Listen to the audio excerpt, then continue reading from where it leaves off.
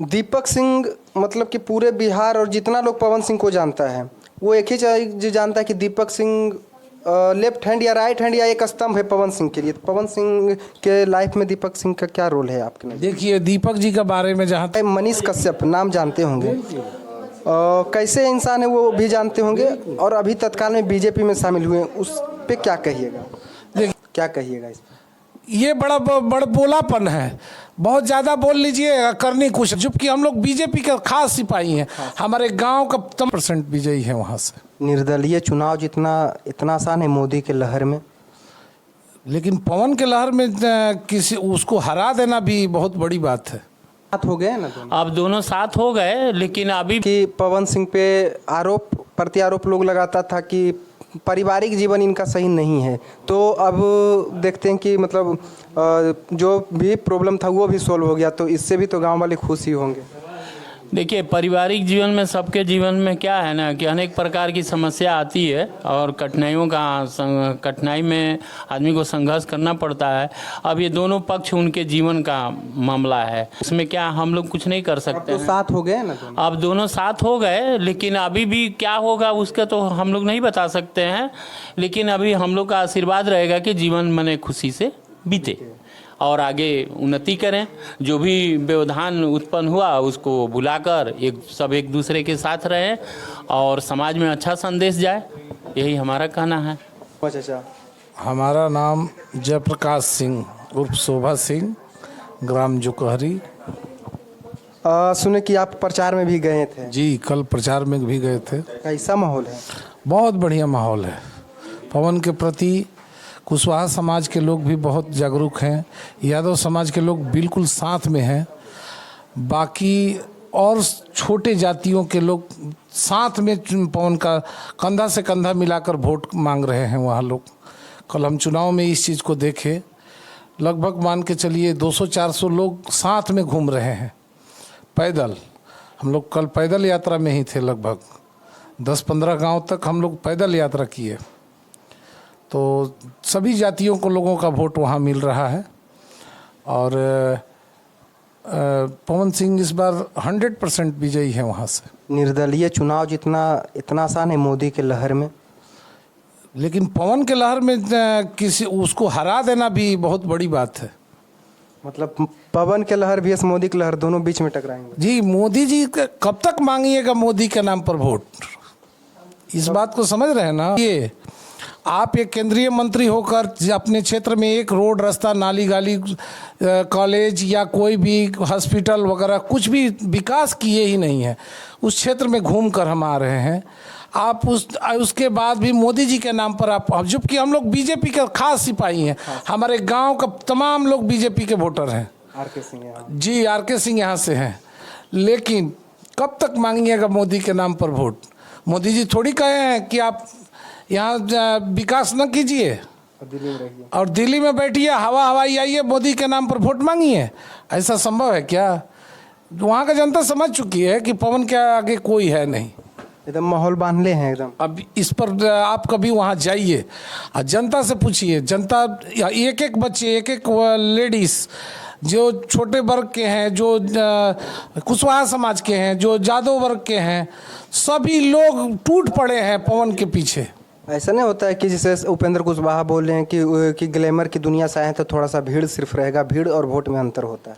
देखिए, उपेंद्र जी के बारे में तो बड़ी बात हम लोग उतना कुछ कह नहीं सकते हैं, पर पवन के सामने तो संभव नहीं है उनका टिक पाना।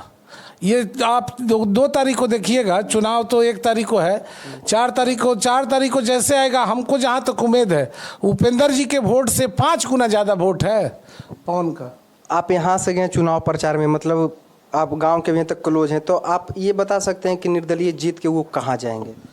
देखिए, सांसद से चुनाव लड़ेगा तो ऑलरेडी सांसद भवन में ही ना जाएगा। ठीक है, मतलब कौन सा पार्टी में जाएगा? अभी ये तो निर्णय पवन के ऊपर रहेगा, ये हम लोग नहीं निर्णय कर सकते। झुकाव तो बीजेपी में ऐसा नहीं है, सक्षम है इस बात का निर्णय लेने में कि हमें कहाँ जाना चाहिए और कहाँ रहना चाहिए।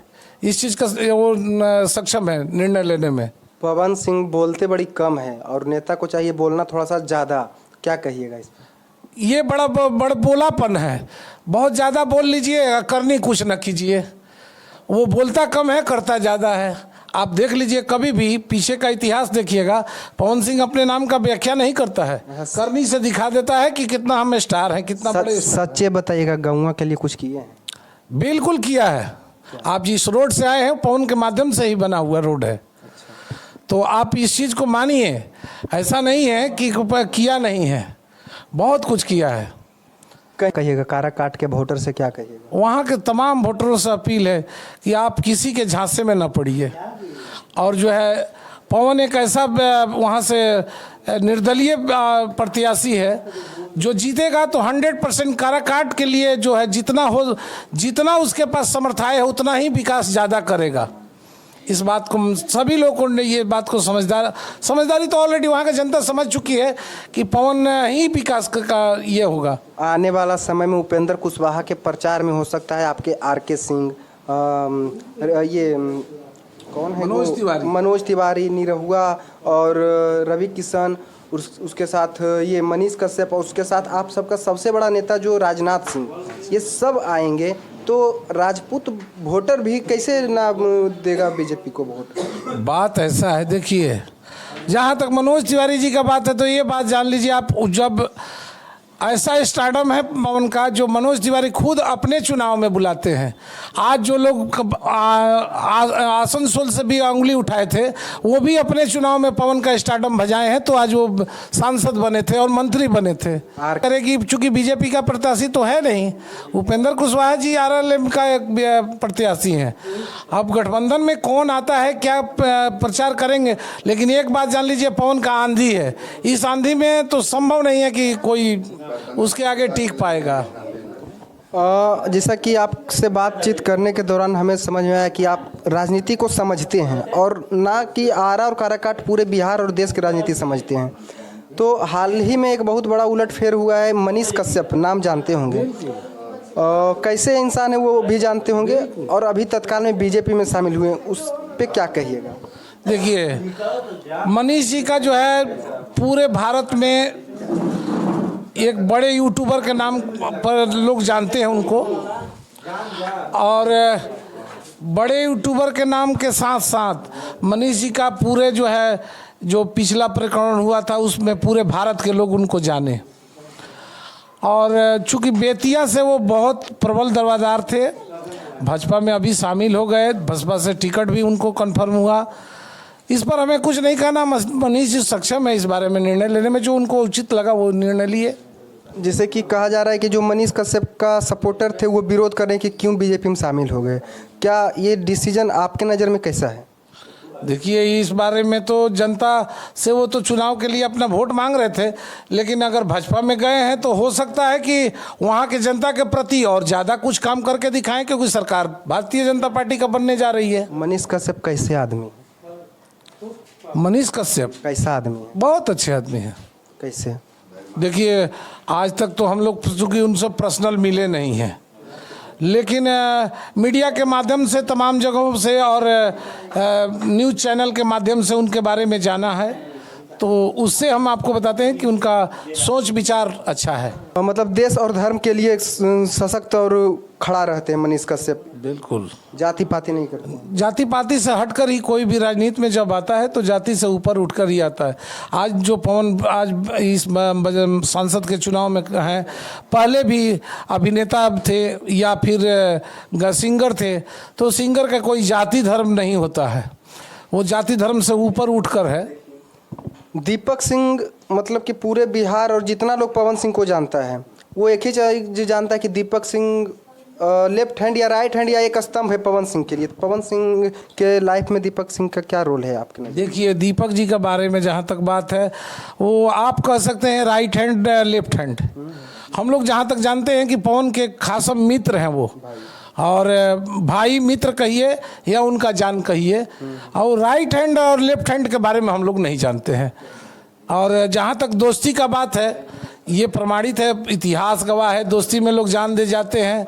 तो अगर पवन के लिए दीपक जी इतना घर घर घूमकर प्रचार कर रहे हैं तो इसमें कोई विशेष बात नहीं है।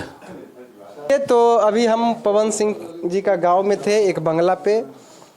और अगर जो ये वीडियो पवन सर तक जाता है तो कमेंट ज़रूर कर दीजिएगा और कभी मिलने का मौका हमें भी दिया जाए।